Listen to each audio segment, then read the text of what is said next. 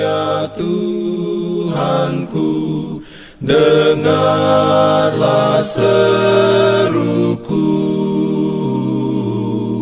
melayang doa yang sungguh, memandang padamu.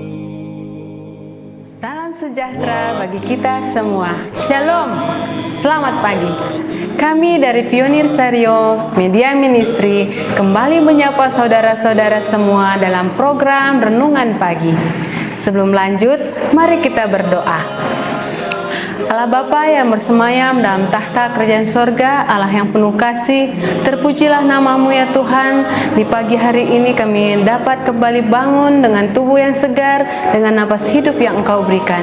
Tuhan, sebelum kami akan memulai kembali segala aktivitas kami hari ini, kami mau menyerahkan hidup kami ke dalam tangan-Mu melalui membaca firman Tuhan. Penuhi kami dengan kuasa Roh Kudus-Mu Tuhan, buat kami mengerti dan mampukan kami untuk mengaplikasikannya di dalam kehidupan kami sehari-hari.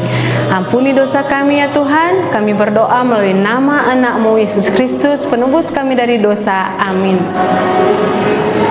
Renungan pagi hari ini, Senin tanggal 2 Desember 2024, berjudul Saksi. Ayat tema Kejadian 16 ayat 13. Kemudian Hagar menamakan Tuhan yang telah berfirman kepadanya itu dengan sebutan Engkaulah El Roi, sebab katanya, bukankah di sini kulihat Dia yang telah melihat aku? Mari kita ikuti bacaan renungan pagi hari ini. Kita hendaknya tidak berkecil hati jika hal-hal yang bersifat menguji datang. Jangan biarkan kemarahanmu bangkit. Kendalikanlah dirimu. Ketika hal-hal yang tampaknya tidak dapat dijelaskan terjadi, yang tampaknya tidak terjadi sesuai dengan buku nasihat agung, jangan biarkan kedamaianmu dirusak. Ingatlah bahwa ada seorang saksi, utusan surgawi di sisimu, yang menjadi perisai, benteng pertahananmu. Kepadanya engkau berlindung dan tinggal aman. Tetapi kata-kata yang bersifat membalas akan menghancurkan kedamaian dan kepercayaanmu pada Tuhan. Lalu, siapa yang terluka? Diri sendiri. Siapakah yang berduka dan terluka? Roh Kudus Allah. Di setiap kesempatan biarlah engkau dipersenjatai dan diperlengkapi dengan alat tertulis. Tuhan adalah pelengkap perangmu, di sebelah kanan dan di sebelah kirimu. Luapan kata-kata yang tergesa-gesa mungkin menuntut untuk diekspresikan.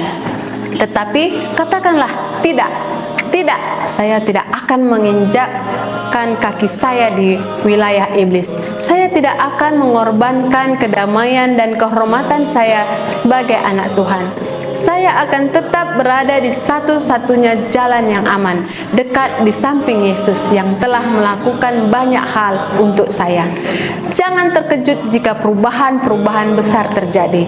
Janganlah heran jika orang-orang yang merasa dirinya mampu berusaha dengan hati nurani sesamanya manusia, dan yang mengendalikan pikiran dan talenta-talenta yang telah Tuhan berikan kepada mereka pada akhirnya harus undur dan tidak lagi berjalan bersama-sama dengan orang-orang yang mempercayai kebenaran.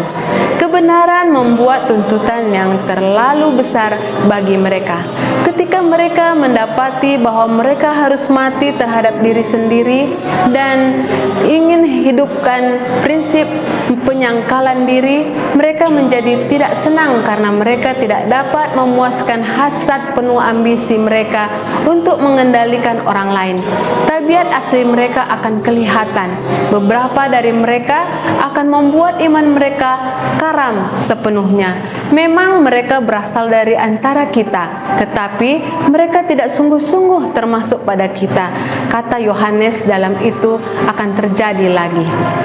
Berpeganglah teguh pada kebenaran, kebenaran yang berharga dan menguduskan. Engkau berada di perkumpulan yang terbaik, dan para makhluk yang tinggi sedang melihat tindakanmu. Engkau adalah tontonan bagi dunia, bagi para malaikat, dan bagi umat manusia. Di dalam godaan, pekerjaanmu adalah mempertahankan iman dan hati nurani yang baik, sementara yang lain telah mengesampingkan hati nurani yang murni itu, dan karenanya kandaslah iman mereka. Christian Leadership halaman 64. Renungkan lebih dalam. Apakah Tuhan mengharapkan saya untuk menjadi saksi bahkan ketika saya diserang atau diolok-olok? Demikianlah renungan pagi hari ini. Tuhan memberkati kita. Mari kita berdoa. Bapa yang di surga, Bapa yang penuh kasih, kami mengucap syukur kepadamu karena Engkau telah menuntun kami untuk mempelajari firman-Mu, untuk merenungkan firman-Mu pada pagi hari ini. Tuhan, berkati firman yang baru kami dengarkan agar dapat menjadi renungan yang kuat untuk menguatkan iman kami. Kiranya Engkau memberkati kami sepanjang aktivitas kami hari ini. Jauhkan kami dari segala mara bahaya, pikiran orang jahat maupun maut sekalipun. Tuhan, kami serahkan hidup kami hanya ke dalam tangan-Mu. Dengarlah dan jawab doa permohonan kami. Kami berdoa melalui nama anak-Mu, Yesus Kristus, penebus kami dari dosa. Amin.